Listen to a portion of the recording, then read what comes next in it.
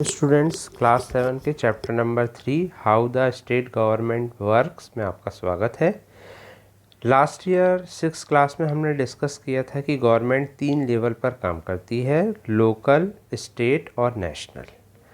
Local, state और national level पर 3 तरह की गवर्नमेंट होती है। लोकल का मतलब होता है जैसे आपके यहाँ मान लीजिए नगर निगम है, नगर पालिका है या ग्राम पंचायत है, तो उस सरकार को लोकल कहा जाता है।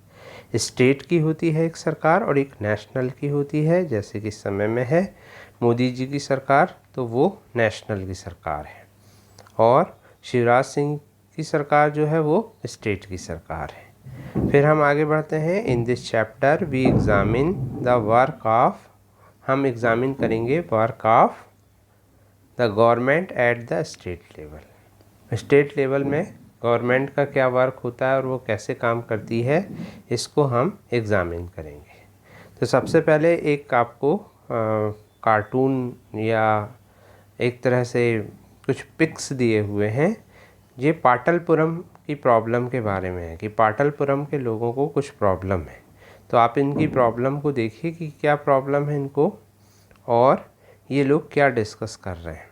तो ये डिस्कस कर रहे हैं कि बहुत सारे लोग जो है कंटेमिनेटेड वाटर की वजह से क्या हो रहे हैं, सिक हो रहे हैं, लगातार जो है उस जगह पर सिक हो रहे हैं। सिक हो रहे हैं मतलब बीमार हो रहे हैं, ठीक है ना। तो और उसका मेन कारण क्या है, वहाँ पर क्लीन ड्रिंकिंग वाटर नहीं है। तो क्लीन ड्रिंकिंग वाटर के लिए अब वो क्या हो रहे हैं कि लोग परेशान हो रहे हैं। अब किसको लिखेंगे, तो एक व्यक्ति कह रहा है कि हम एमएलए को इसकी शिकायत करेंगे। तो एमएलए क्या होता है, ये सब चीज़ें हम इसमें पढ़ेंगे। तो पाटलपुरम प्रॉब्लम के द्वारा ये बताया गया है कि कैसे स्टेट गवर्नमेंट एक प्रॉब्लम को सॉल्व करती है। तो सबसे पहली इन द अबव सेक्शन आपने देखा, you have read about some event in Patalpuram. आपने पाटलपुरम के कुछ इवेंट को देखा पिक्स के माध्यम से। आपको ये फैमिलियर होंगे कि कुछ नेम जैसे उन लोग ले रहे हैं कि हम कलेक्टर के पास जाएंगे, मेडिकल ऑफिसर के पास जाएंगे, पर क्या आपने सुना है एमएलए का नाम और लेजिस्लेटिव असेंबली का नाम? लेजिस्लेटिव असेंबली को हिंदी में विधानसभा कहते हैं और एमएलए को विधायक कहते हैं। डू यू नो, क्या आप जानते हैं कि एमएलए आपके एरिया के एमएलए को क्या आप जानते हैं? क्या आप आइडेंटिफाई कर सकते हैं कि वो कौन सी पार्टी के हैं या वो कौन सी पार्टी की हैं? एमएलए जो है वो मेंबर ऑफ लेजिस्लेटिव असेंबली होता है। इसका फुल फॉर्म होता है मेंबर ऑफ लेजिस्लेटिव असेंबली। इसको विधायक भी कहा जाता है। ये लोगों के द्वारा चुने जाते हैं। They then become member of legislative assembly, और वो क्या होता है, लेजिस्लेटिव असेंबली मतलब विधानसभा के सदस्य बन जाते हैं और वो गवर्नमेंट भी बनाते हैं। हर स्टेट की इंडिया में एक लेजिस्लेटिव असेंबली होती है और हर स्टेट जो होता है वो छोटे छोटे एरिया और कॉन्स्टिट्यूएंसीज में डिवाइड रहती है। फॉर एग्ज़ाम्पल आप नीचे एक मैप दिया हुआ है, मैप में हिमाचल प्रदेश का एग्ज़ाम्पल दिया हुआ है। हिमाचल प्रदेश में जो है 68 असेंबली हैं और 68 असेंबली कॉन्स्टिट्यूएंसीज़ हैं। कॉन्स्टिट्यूएंसी का मतलब होता है चुनाव क्षेत्र, जहाँ से कोई एमएलए चुनाव लड़ता है। हर कॉन्स्टिट्यूएंसी में लोग जो होता है एक रिप्रेजेंटेटिव को इलेक्ट करते हैं जो मेंबर ऑफ लेजिस्लेटिव असेंबली बनता है, ठीक है। इसे एमएलए कहा जाता है। तो आप मार्क कर सकते हैं पेंसिल से इस कि आप कौन से स्टेट में रहते हैं, और ये दूसरे आपको मार्क करना है कि हिमाचल प्रदेश इसमें कहाँ पर है, ताकि आपको समझ में आए, क्योंकि इसमें हिमाचल प्रदेश का एग्जाम्पल दे रहा है।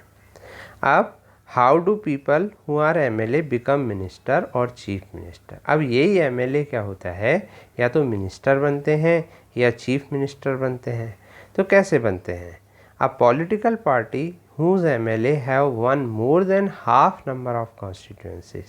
अब कोई भी पॉलिटिकल पार्टी क्या होता है, जैसे अभी 68 आपने देखा हिमाचल प्रदेश में, तो यदि मान लीजिए वहाँ चुनाव होंगे और कोई पार्टी जो होती है हाफ नंबर, तो 68 का हाफ क्या होगा, 34। तो 34 से ज़्यादा जो है यदि वो कॉन्स्टिट्यूएंसी को जीत लेती है तो उसको कहा जाता है कि वो पार्टी मेजॉरिटी में है।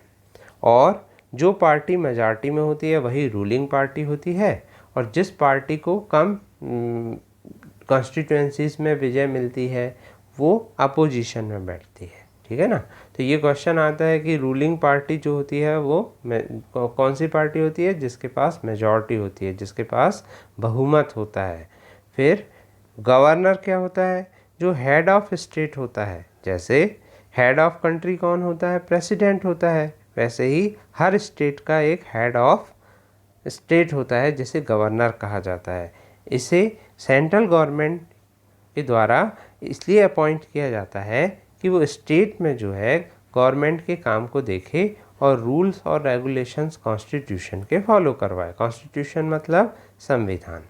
फिर जैसे हर स्टेट का एक गवर्नर होता है, तो आप पता करिए आपके स्टेट का कौन गवर्नर है। फिर आफ्टर द इलेक्शन एमएलएज जो होते हैं रूलिंग पार्टी के, वो अपने इलेक्ट करते हैं सब लोग मिलकर के अपने लीडर को, जो चीफ मिनिस्टर कहलाता है। चीफ मिनिस्टर फिर क्या होता है, अपने ही जो एमएलए होते हैं उनमें से मिनिस्टर बनाता है। और इलेक्शन के बाद क्या होता है, गवर्नर ऑफ स्टेट जो होता है वो क्या करता है कि उनको शपथ दिलाता है। ठीक है ना। अपॉइंट करता है चीफ मिनिस्टर और दूसरे मिनिस्टर्स को। आप देखिएगा कि कौन उनको शपथ दिला रहा है, कौन उनको ओथ दिला रहा है कि वो अब चीफ मिनिस्टर और मिनिस्टर्स बनेंगे। और देखिएगा आप जब कभी ऐसा होता है। फिर कई बार ऐसा होता है कि रूलिंग पार्टी को सिंगल पार्टी नहीं होती कि उसको बहुत सारे मतलब सारे उसके एमएलए जीत जाएं या सारी कॉन्स्टिट्यूएंसी जीत जाए। ऐसी स्थिति में वो लोग मिली जुली सरकार बनाते हैं। इसको कोएलिशन गवर्नमेंट कहते हैं। ठीक है। तो ये क्वेश्चन आता है कोएलिशन गवर्नमेंट क्या होता है। फिर चीफ मिनिस्टर और दूसरे मिनिस्टर की रिस्पॉन्सिबिलिटी होती है कि वो दूसरे गवर्नमेंट के डिपार्टमेंट को चलाएं। फिर उनके अलग अलग ऑफिसेज होते हैं। एक लेजिस्लेटिव असेंबली, विधानसभा एक ऐसी जगह होती है जहां पर सारे एमएलए चाहे वो रूलिंग पार्टी के हों या अपोजिशन के, वो मीट करते हैं और डिस्कस करते हैं अलग अलग चीज़ों को। जैसे आप देख सकते हैं आपकी बुक में कि पाटलिपुत्रम के केस को जो है लोग आपस में डिस्कस कर रहे हैं। चीफ मिनिस्टर और दूसरे मिनिस्टर्स को डिसीज़न लेना पड़ता है गवर्नमेंट चलाने के लिए। हम अक्सर सुनते हैं और देखते हैं न्यूज़ चैनल्स में उनके बारे में। ठीक है। हाउएवर जो भी डिसीज़न उनके द्वारा लिया जाता है वो सारे मेंबर्स से, लेजिस्लेटिव असेंबली के सारे मेंबर्स से उसको अप्रूव कराना होता है। In a democracy these members can ask question. अब ये लोग क्या होता है, जो एमएलए वहाँ बैठते हैं विधानसभा में, वो क्वेश्चन पूछ सकते हैं, डिबेट कर सकते हैं इंपॉर्टेंट इशू में, और डिसाइड कर सकते हैं where money should be spend, कि पैसा कहाँ खर्च किया जाए। और उनके पास जो होती है मेन अथॉरिटी होती है। ये आप देख सकते हैं एक छोटा सा आपको पिक दिया हुआ है, उसमें आप समझ सकते हैं। देखिए एमएलए जो है वो क्वेश्चन पूछ रहा है या अपनी डिटेल बताते हैं, फिर बाकी के लोग उन पे क्वेश्चन पूछते हैं। In common usages the word government refers to government department. अब गवर्नमेंट का मतलब हम गवर्नमेंट डिपार्टमेंट से लगाते हैं, परंतु गवर्नमेंट का मतलब होता है गवर्नमेंट डिपार्टमेंट और वेरियस मिनिस्टर जो उनके हेड होते हैं। The overall head is chief minister, और इन सबका सबसे बड़ा जो हेड होता है स्टेट में वो चीफ मिनिस्टर होता है। More correctly this is called executive part of government, और इनको एग्जीक्यूटिव पार्ट कहा जाता है। एग्जीक्यूटिव का मतलब होता है जो काम करते हैं। ठीक है। All the MLA who gather together. अब जो सारे एमएलए जब गैदर होते हैं लेजिस्लेटिव असेंबली में तो उसे लेजिस्लेचर कहा जाता है। They are all who authorise and supervise their work, और यही क्या करते हैं, अपने वर्क को करते हैं, ऑथराइज होते हैं और अपने ही वर्क को ये सुपरवाइज करते हैं, मतलब उसी को ये लोग देखते हैं। मतलब जैसे कोई डिसीज़न लेंगे तो क्या होगा कि मिनिस्टर्स उस पर जो होगा डिबेट करेंगे, और उस पर आजकल तो क्या है टीवी पे भी दिखाया जाता है कि भाई वो क्या डिबेट कर रहे हैं। फिर working of government, chief minister और जो मिनिस्टर्स होते हैं उनको एक्शन लेना पड़ता है, और ये कई डिपार्टमेंट के माध्यम से ये एक्शन लेते हैं, जैसे public work department, agriculture department, health department, education department. They have also to answer question that are asked in legislative assembly. उनको उन क्वेश्चन के आंसर भी देने होते हैं जो लेजिस्लेटिव असेंबली में पूछे जाते हैं, और लोगों को विश्वास दिलाना होता है कि क्वेश्चन के बारे में कि प्रॉपर स्टेप्स जो है वो ले ली जाएंगी, ऐसा लोगों को विश्वास दिलाना होता है। At the same time newspapers and the media widely discuss the issue. और न्यूज़पेपर और मीडिया भी आपने देखा होगा कि वाइडली डिस्कस मतलब बहुत ज़्यादा डिस्कस करते हैं ऐसे इशू को। And the government has to respond, और गवर्नमेंट को भी उनको रिस्पॉन्ड देना होता है कि हम कर क्या रहे हैं प्रेस कॉन्फ्रेंस को हेल्ड करके। The government can also decide to make new laws for the state regarding sanitation and health facility. और गवर्नमेंट क्या करती है कि इस तरह से कोई भी रूल बना सकती है सैनिटेशन को लेकर के, हेल्थ फैसिलिटी को लेकर के। तो जैसे कि अब पाटलपुरम में, आप पाटलपुरम के केस को देख सकते हैं, आप पूरा केस पढ़िए, देखिए उसमें सब एमएलए जो है वो क्वेश्चन पूछ रहे हैं और फिर चीफ मिनिस्टर जो है उनके लिए व्यवस्था कर रहे हैं। तो क्या क्या व्यवस्था करें, कैसे उनने पब्लिक मीटिंग की, कैसे प्रेस कॉन्फ्रेंस बुलवाई, ये सब आप पाटलपुरम के केस में पढ़ सकते हैं। Act of making laws on certain issue is done in legislative assembly of each state. अब सबसे इम्पॉर्टेंट काम जो होता है लेजिस्लेटिव असेंबली मतलब विधानसभा में, वो होता है लॉ मेकिंग का।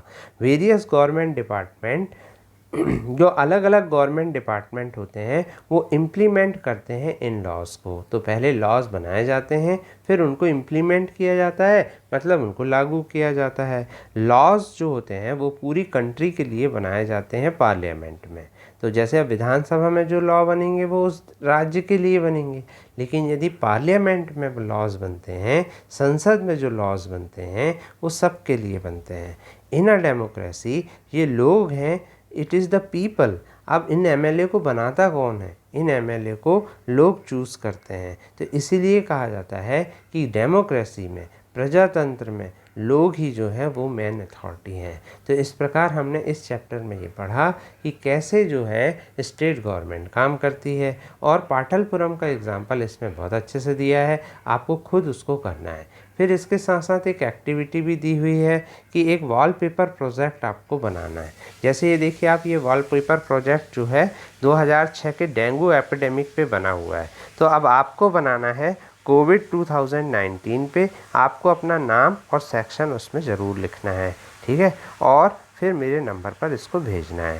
Thank you very much for attending my class.